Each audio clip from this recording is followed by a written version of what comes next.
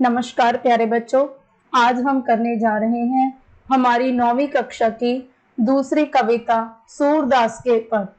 जैसा कि आप लोग चित्र में देख पा रहे हो कि सूरदास जी श्री कृष्ण जी के परम भक्त थे और उनके पदों में श्री कृष्ण जी के बाल रूप में उनके जो कौतूहल थे उनका वर्णन बहुत ही सुंदर ढंग से किया गया है।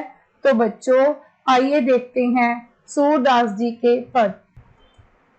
तो बच्चों, हमारा पहला पद है, जशोदा हरि पालने झुलावे, हल रावे दुलराई मलहावे, जोई सोई कछुगावे, मेरे लाल को आऊ निंदरिया, काहे न आन सुभावे, तू काहे नहीं बेगही आवे, तो को कान बुलावे, कबहू को पलक हर मूंद लेत हैं, कबहू अदर फरकावे, सोबत जान मौन वह रह कर कर सैन बतावे, इही अंतर अकुलाई उठे हर, जसमती मधुर गावे, जो सुख सूर अमर मुनि दुर्लभ, सो नंद भामनी पावे। तो बच्चों, सबसे पहले हम इस पद की प्रसंग लिखेंगे।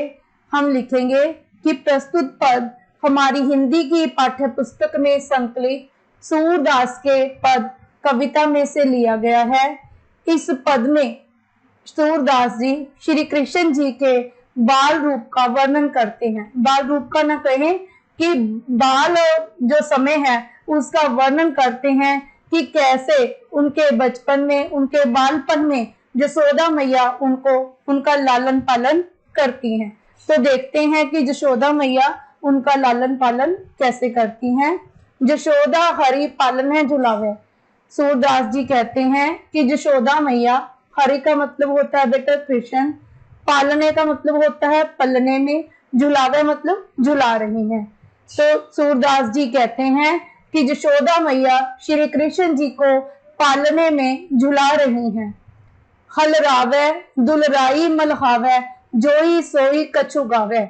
जशोदा मैया पालने को हिलाती हैं, श्री कृष्ण जी को दुलराई मतलब दुलार करती हैं, मलहावे पुचकारती हैं, जोई सोई कछु गावे, जो कुछ उनके मन में आता है श्री कृष्ण जी को प्यार करते वक्त, दुलार करते वक्त वही वह गाती हैं। वो क्या गाती हैं? मेरे लाल को आऊ निंदरिया, काहे ना आन सुभावे। गाती हुई वे कहती हैं कि मेरे लाल को निंदरिया आ रही है, हे निंदरिया तू काहे आकर इसे नहीं सुलाती, तू काहे नहीं बेगई आवे, तो को कान बुलावे। निंदरिया को पुकारती हुई जसोदा मैया कहती हैं कि हे निंदरिया तू जल्दी, बेगही का अर्थ है जल्दी, तू जल्दी क्यों नहीं आती, तुझे मेरा लाल, तुझे मेरा लल्ला खाना कृष्णा बुला रहा है। कबहू पलक हर मूंद लेत है, कबहू अदर फरकाव है। तो आगे सूरदास जी श्री कृष्ण जी की प्यारी प्यारी शरारतों का वर्णन करते हुए कहते हैं कि कृष्ण, हरि जानी कि कृष्ण, जसोदा माँ का प्यार सुनते हुए कभी कभी पलके बंद कर लेते हैं और कभी होंठ फरकाने लगते हैं। अदर मतलब अपने होंठ हिलाते हैं। सोबत जान मौन वह रह, लेकिन उन्हें सोया हुआ जानकर जसोदा मैया मौन रहती है, चुप रहती है। कर कर सैन बतावे। सैन का अर्थ होता है इशारा, और दूसरों से वो इशारों में ही बातें करती हैं, इशारों में ही उन्हें बताती हैं कि कृष्णा सो गए हैं। यही अंतर अकुलाई उठे हर। इसी बीच में क्या होता है कि कृष्ण जी व्याकुल होकर उठ जाते हैं, जसमती मधुर गावे, और जशोदा मैया मधुर गीत गाती रहती है। जो सुख सूर अमर मुनि दुर्लभ। तो सूरदास जी कहते हैं कि जो सुख अमर मुनियों को के लिए दुर्लभ है, आसानी से प्राप्त नहीं होते, सो नंद भामनी पावे। वो नंद जी की पत्नी जशोदा बड़ी आसानी से पा लेती है। कौन सा आनंद? कृष्ण जी के लालन पालन का आनंद, उनकी मीठी मीठी हरकतें देखने का आनंद जो है वो नंद जी की पत्नी आसानी से प्राप्त कर लेती है। तो प्यारे बच्चों, हमारा दूसरा पद है, इसमें श्री कृष्ण थोड़े बड़े हो गए हैं और बोलने लगे हैं। तो उनके जब वो बोलने लगते हैं उनकी दशा का वर्णन करते हैं इस पद में सूरदास जी। क्या कहते हैं सूरदास जी, आइए देखें। कहन लागे मोहन मैया मैया, नंद मेहर सो बाबा बाबा, अरु हलदर सो भैया। अब कहते हैं सूरदास जी कि श्री कृष्ण थोड़े बड़े हो गए हैं और वह अपनी माता यशोदा को मैया मैया कहने लगे हैं। नंद मेहर सो बाबा बाबा, नंद यानी कि उनके पिता नंद, मेहर का अर्थ है गांव के मुखिया, और वह गांव के मुखिया नंद को बाबा बाबा कहने लगे हैं। अरु हलदर सो भैया, और बड़े भैया बलराम को, हलधर मतलब बलराम को भैया भैया कहने लगे हैं। ऊंचे चढ़ चढ़ कहत जसोदा, ले ले नाम कन्हैया।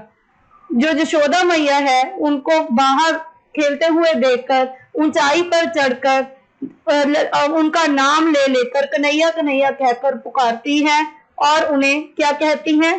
दूर खेलन जन जाहू ललारे, मारेगी काहू की गैया। उन्हें चेतावनी देते हुए वो वर्जते हुए कहती हैं कि हे लल्ला, दूर खेलने मत जाना, नहीं तो किसी की गैया, किसी की गाय, काहू की गैया, किसी की गाय तुम्हें मार देगी। गोपी ग्वाल करत कौतूहल, गोपियों और ग्वाले जो गोपियां और ग्वाले कृष्ण जी के साथ खेलते हैं, उन्हें देख देख कर आश्चर्यचकित होते हैं। कौतूहल करते हैं मतलब आश्चर्यचकित होती हैं। घर घर बजत बधाइयां, और घर घर श्री कृष्ण जी के आने की बधाई दी जा रही है। सूरदास प्रभु तुम्हारे दरस को चरणन की बलिजैया। सूरदास जी कहते हैं कि हे प्रभु, तुम्हारे दर्शन के लिए मैं तुम्हारे चरणों की बलिहारी जाता हूं। तो बच्चों आगे बढ़ते हैं हमारे तीसरे पद की तरफ। मैया कबहू बढ़ेगी चोटी, किति बेर मोहे दूध पियत भई, जह अजहू है छोटी। इसमें श्री कृष्ण जी के बारे में आगे बताते हुए कहते हैं सूरदास जी कि अब कृष्ण बोलने लग गए हैं। वो पूछते हैं, यशोदा मैया से पूछते हैं कि मैया मेरी चोटी कब बड़ी होगी। कबहू मतलब कब, बढ़ेगी मतलब बड़ी होगी। किति बेर मोहे दूध पियत भई, कितनी देर मुझे दूध पीते बीत गई है, कितना समय हो गया है मुझे दूध पीते।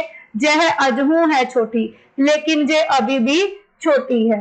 तू जो कहत बल की बेनी, जो हवे है लंबी मोटी। हे मैया, तू तो कहती थी बल की बेनी मतलब बलराम भैया की चोटी की तरह जे लंबी और मोटी हो जाएगी। काड़त गुहत नहावत जैसे नागन सी बुई लोटी, और इन्हें कंगी करते हुए, चोटी बनाते हुए, काटते मतलब कंगी करते हुए, गुहत गूंदना, चोटी बनाना, नहावत नहाते हुए। तो क्या कहते हैं कृष्ण जी, हे मैया तू तो कहती थी कि कंगी करते हुए, चोटी बनाते हुए और नहलाते हुए जे नागिन की तरह भूमि पर, भूमि मतलब भूमि, धरा, धरती पर लौटेगी। सांप जैसे लौटता है वैसे लौटेगी। काचो दूध पियावत पचपच, हे माँ तू मुझे पुचकार पुचकार कर कच्चा दूध पिलाती है। देत ना माखन रोटी, और मुझे खाने के लिए माखन रोटी भी नहीं देती। सूरदास चिरजीवे दो भैया, सूरदास जी कामना करते हैं कि इन दोनों भाइयों की, दो भैया मतलब कृष्ण और बलराम, दोनों भाइयों की जोड़ी चिरों तक जीवित रहे, जुगों जुगों तक जीवित रहे। हर हलदर की जोड़ी, किन दो भाइयों की जोड़ी? हरि यानी कि कृष्ण, हलदर मतलब बलराम। तो सूरदास जी कामना करते हैं कि कृष्ण और बलराम दोनों भाइयों की जो जोड़ी है वो जुगों जुगों तक सलामत रहे, भगवान इन पर कृपा बनाए रखे। तो हमने देखा कि इस पद में श्री कृष्ण अपनी माँ से शिकायत करते हैं कि वे उन्हें कच्चा दूध तो पिलाती है लेकिन माखन रोटी खाने को नहीं देती।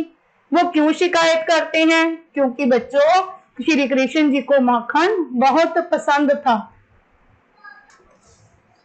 तो बच्चों आगे बढ़ते हैं हमारे चौथे पद की तरफ। चौथे पद में हम देखते हैं कि अब श्री कृष्ण थोड़े और बड़े हो गए हैं और हठी स्वभाव के हो गए हैं। वो अपनी माता से वन में गैया चराने के लिए जाने की जिद करने लगे हैं। तो क्या कहते हैं श्री कृष्ण, आइए देखते हैं। आज मैं गाय चरावन जय हो।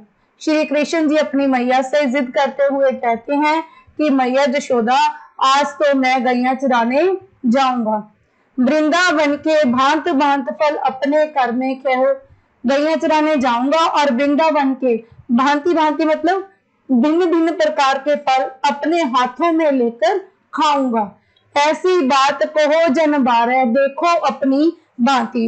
इस पर यशोदा मैया उन्हें मना करते हुए कहती हैं कि ऐसी बात मत करो। जाने बारे मतलब मत करो। अब देखो अपनी भांति, पहले अपनी तरफ देखो कि तुम कितने छोटे हो।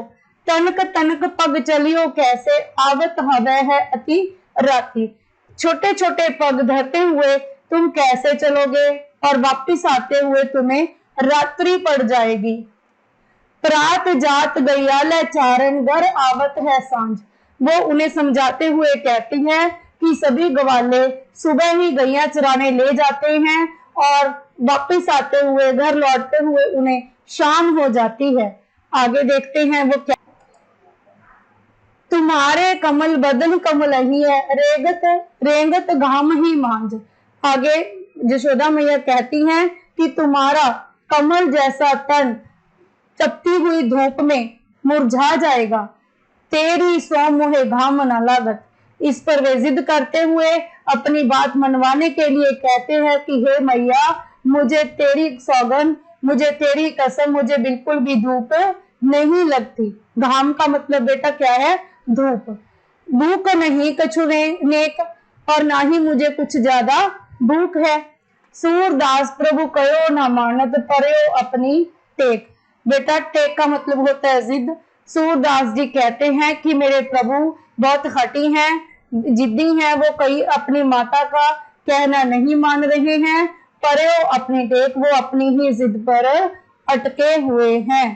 तो प्यारे बच्चों, मुझे आशा है कि मेरी पढ़ाई हुई प्रसंग सहित व्याख्या आप अच्छी तरह से समझ गए होंगे। तो आगे हम इसके प्रश्नोत्तर देखते हैं। तो बच्चों, हमारा पहला प्रश्न है, यशोदा श्री कृष्ण जी को किस प्रकार सुला रही है? तो हमने पहले ही पद में पढ़ा था, यशोदा श्री कृष्ण जी को पालने में झूला झुलाते हुए, दुलारते हुए, पुचकारते हुए तथा कुछ गाते हुए सुला रही है। अगला प्रश्न है, यशोदा श्री कृष्ण को दूर क्यों नहीं खेलने जाने देती है? तो हम देखते हैं, हमारे तीसरे पद में हमने देखा था यशोदा, हमारे दूसरे पद में हमने देखा था यशोदा श्री कृष्ण को दूर खेलने इसलिए नहीं जाने देती ताकि किसी की गाय उन्हें मार ना दे। आगे तीसरा पद हमारा, यशोदा श्री कृष्ण को दूध पीने के लिए क्या प्रलोभन देती है? श्री कृष्ण जी को कहती हैं कि यदि वे दूध पी लेंगे तो उनकी चोटी बलराम की चोटी के समान लंबी और मोटी हो जाएगी। प्रलोभन का अर्थ है बेटा लालच देना।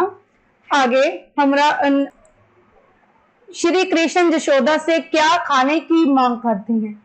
श्री कृष्ण यशोदा से खाने के लिए माखन रोटी की मांग करते हैं। अंतिम पद में श्री कृष्ण अपनी मां से क्या हट कर रहे हैं? तो हमने अंतिम पद में क्या देखा था?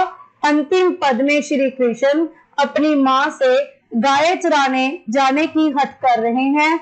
वे अपने हाथों से तोड़कर वृंदावन के भांति भांति के फल खाना चाहते हैं। तो प्यारे बच्चों, मुझे आशा है कि यह कविता आपको समझ में आ गई होगी।